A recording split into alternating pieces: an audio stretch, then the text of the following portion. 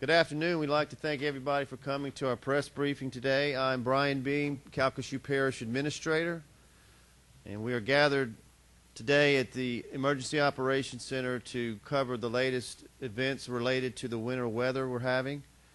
We're used to being here in situations where we're talking about hurricane evacuations and things like that, so this one's a little more different, but I guess the closest would be January of '97 when we had the ice storm. We all hope, of course, this one isn't that bad, but there are enough concerns about sleet and so forth that it's important to treat this as a true emergency response event. So we are just going to take a few minutes today to get an update on the weather, the latest information, looking ahead through this evening and tomorrow, which are the biggest periods of concern, and then, of course, depending on how things play out, whether the response is going to be needed or how much of one, I should say. We will hear today first from Dick Grimion, Emergency Management Director here for Calcasieu, and we have other local officials with us, including some mayors, Sheriff Mancuso, and we'll hear from State Police regarding I-10 and other main arteries, and, of course, take any questions while we're here from media and others. So at this time, I would like to ask Dick Grimion to come up with some comments. Thank you, Brian. The current weather situation is deteriorating as we speak. The temperatures are going to be steadily falling this afternoon. It's predicted to have freezing rain, sleet, and possibly snow in the overnight hours until probably mid-morning tomorrow before it rises above freezing again. This is going to pose some very treacherous and dangerous conditions on our roadways. That's our major concern. Secondarily, there is a possibility now of an accumulation of ice of a quarter to a half inch. If that happens, there's a possibility of having some power outages.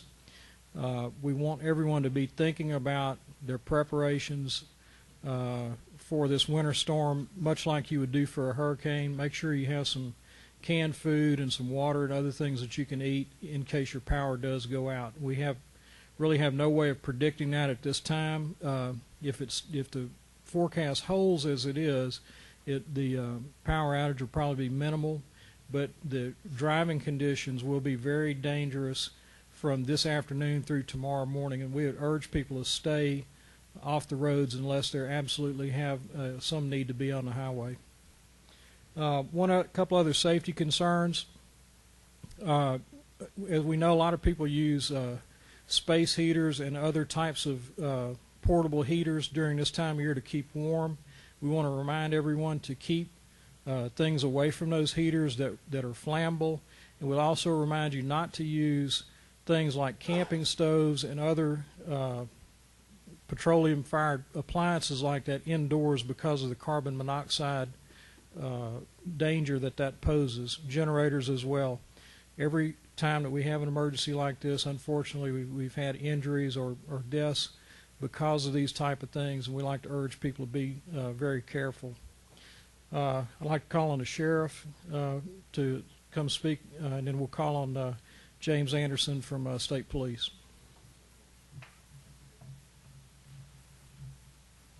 Well, we have, like most agencies, started our emergency preparations as of yesterday. What that consists of for Calcasieu Parish is we mobilize all of our four-wheel drive vehicles throughout the parish, things like that. In the instance of the roads getting so bad, we can still take emergency calls. I want to reiterate what Mr. Grimion said. If you can stay off the roads, if your life means a lot to you, like most of us, please try to stay off the roads, be safe if you don't have to. We know that there's certain jobs and requirements of people that they have to get on the roads, but again, we're asking businesses and employers to be very conscious of this for your public officials, because it makes our efforts a lot easier when the roadways are free of normal traffic for us to be able to do our jobs. We will position our units and all our assets throughout the parish so that everybody has coverage and we can get to people when they need help. But we need the people's help at times like this to make our jobs a little easier. Other than that, we've made, again, all of our preparations. We're gonna go on as normal. I think as some of the other cities have done. All our non-essential personnel have been released for this afternoon and tomorrow. They are on standby. All of our emergency personnel, when the sheriff's office, when we have a situation like this, we double up on our patrol divisions. We take our narcotics, our detective divisions, and we put them in uniform on standby, and they're ready to be deployed also. So we have plenty of manpower to take care of any situation we have. But if the public, again, would use some good common sense and caution right now, and employers, and I know that's difficult because businesses in these times have been hurting already, and when you shut down, that makes even things worse for them. So if you can do that and you can afford to do that and let your people off a little early and close maybe a little earlier than normal, that will help with people not being in a hurry to get home to beat the icy and rainy weather. So we just appreciate the public's cooperation. Thank you.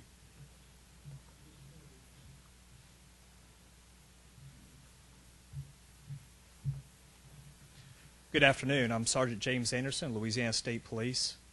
I can't say it any better than the sheriff just said it in terms of our recommendations, in terms of avoiding travel unless it's essential. That would be advice would be well heeded. National Weather Service has issued a travel advisory, and they're recommending that you stay off the roadways beginning this evening into mid-morning tomorrow. I will tell you that Louisiana State Police has additional personnel on standby. We are prepared to deploy additional personnel should the need arise. We are currently monitoring the icing conditions not only in our troop area but in other troop areas as well. In our troop area, we have ice on the Ellender Bridge. As we speak, DOTD is placing sand on that bridge, and we're assisting with traffic control. We have no other problems in the Troop D area that I'm currently aware of. Troop I has just closed I-49 at the Washington exit. But on the flip side, they've just opened US 90. Much of US 90 was closed in St. Mary Parish. So that tells us that the DOTD efforts to reopen the roadways are working at this time. But we are actively monitoring the situation, and we'll take whatever steps are necessary to ensure the public's safety. Does anyone have any questions? Thank you.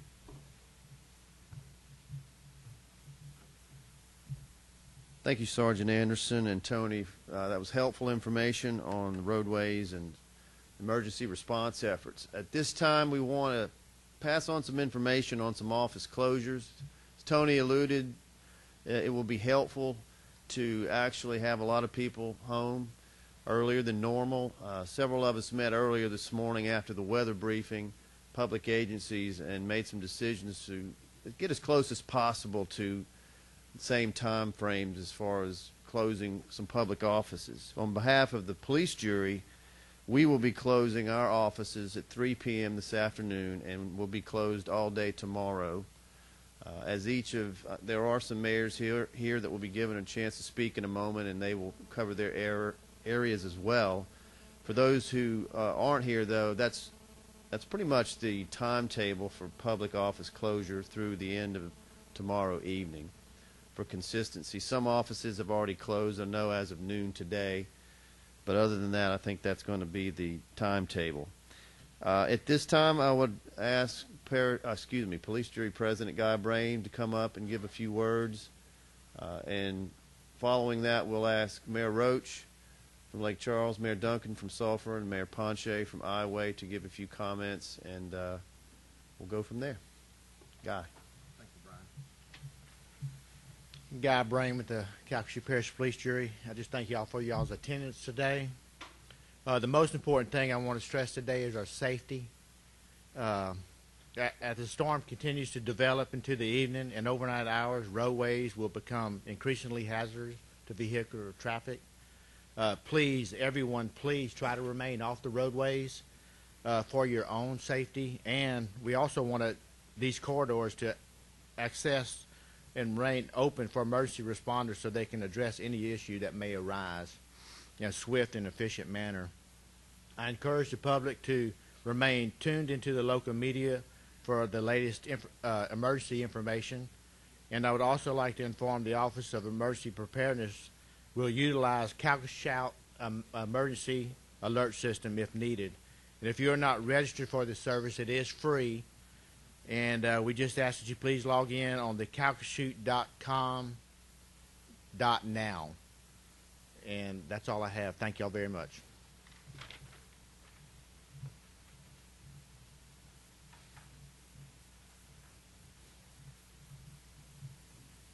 I also want to reiterate what all the other speakers have said already this afternoon. I think it's very important that we just recognize that this is just another weather event.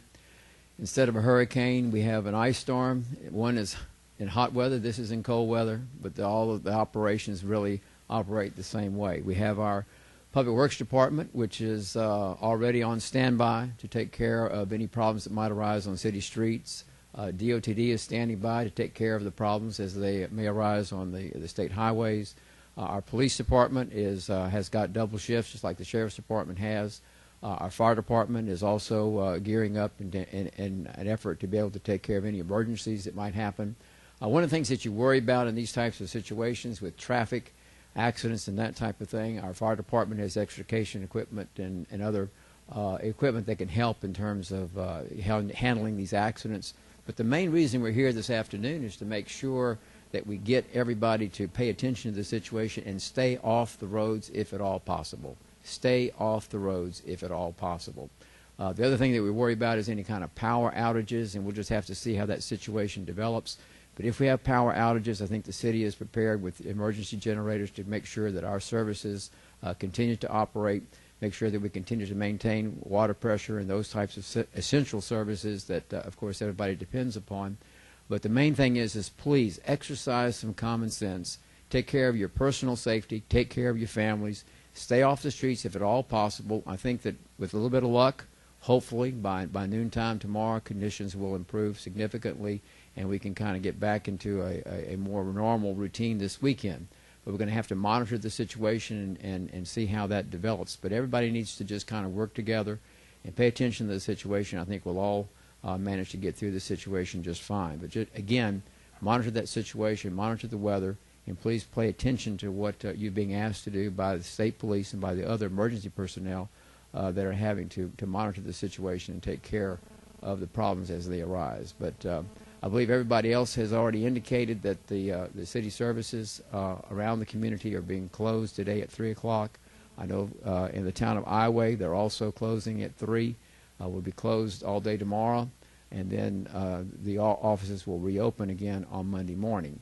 As far as the city is concerned, our normal garbage collection that takes place or is scheduled to take place on Friday, that will not happen, obviously. We're going to have to reschedule that for Saturday. So just make sure that don't put your cans out tomorrow.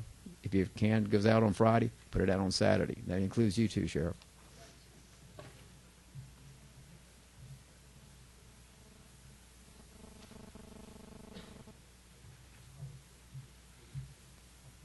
Thank you.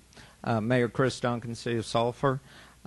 We are also closing at 3 o'clock today. All city employees, those that are essential, have already been sent home, and we're gearing up for the possible 24 hours here of possible sleet and ice and everything. Our trash also tomorrow. We're just still waiting on Allied to tell us what they're going to do. We have a feeling it's not going to run, but we'll get back with the media on that with the press release here soon.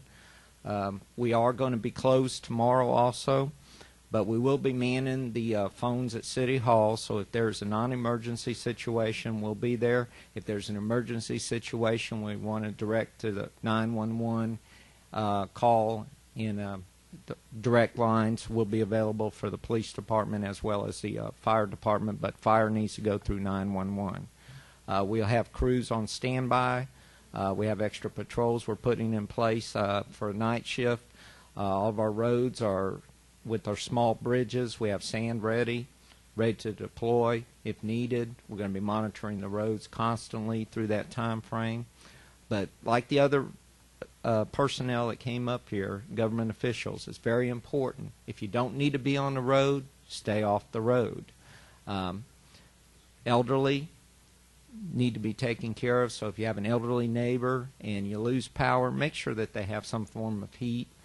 If you do lose power, use all of the safety precautions with your generators and everything. I know somebody from the fire department may come up and speak about the safety issues in regards to generators, and that it's very important with the generators also on the back feed through the power lines. It could be deadly to the work crews that go out that have to actually work on the power lines and that. So we ask for your support here and help by staying off the roads throughout the parish, and stay monitored to the TV, radio as the press releases come out in the future. Thank you.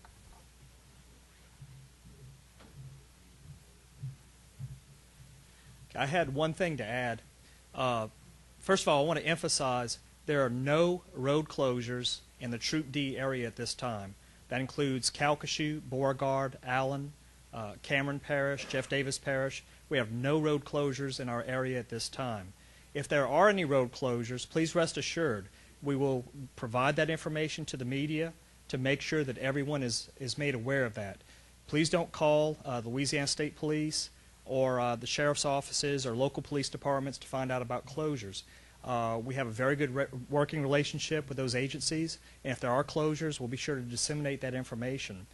Feel free to call 511. That's the number 511 from your cell phone or your home phone, and you can get road closure information, or you can use the website www.511.la.org, and that will provide you with the latest road closure information.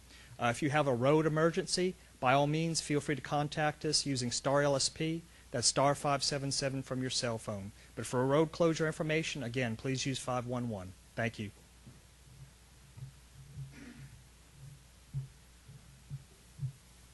Okay, I wanted to follow up on mention as well, in addition to the cities that have, and the parish offices that have announced their closures, the 14th Judicial District Court will be closed. It's already closed for the rest of the day and will be all day tomorrow, and that includes the clerk of court as well. And Dick may have mentioned this, but the police jury is having a meeting tonight. We moved it up because of the inclement weather, but they are going to pass or ratify President Brame's declaration of emergency for Calcasieu Parish, which is a part of this process that's necessary.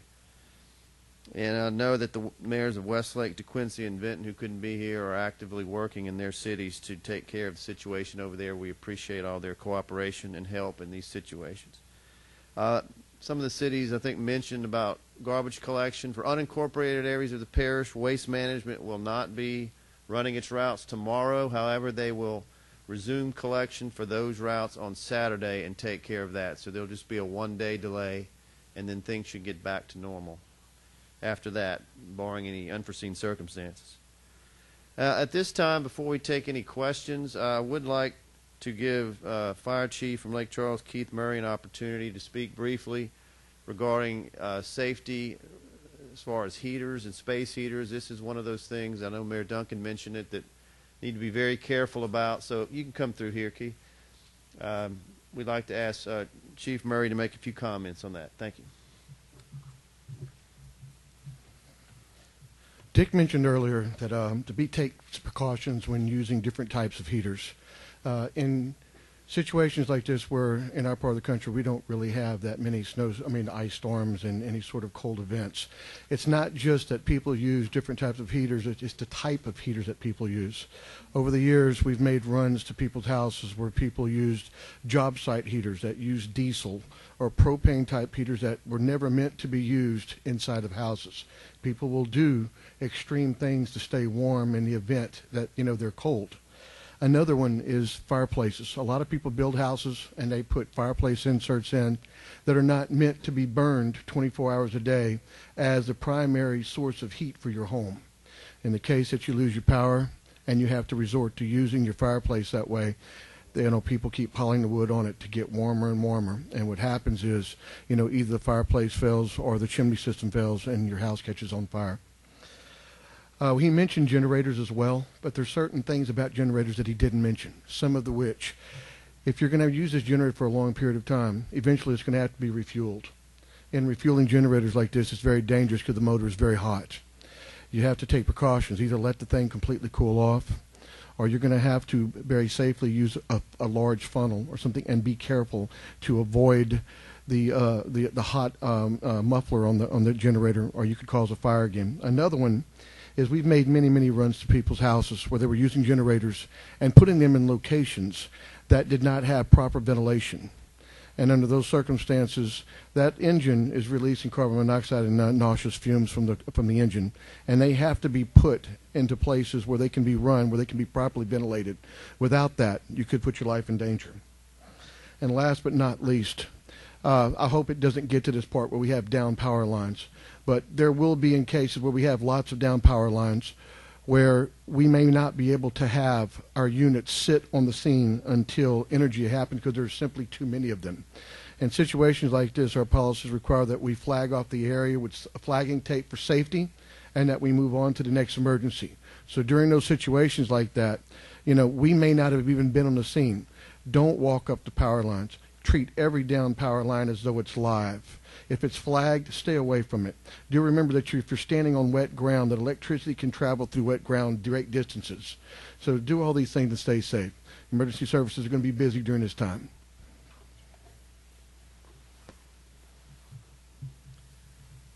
Thank you, Chief. That's very helpful information.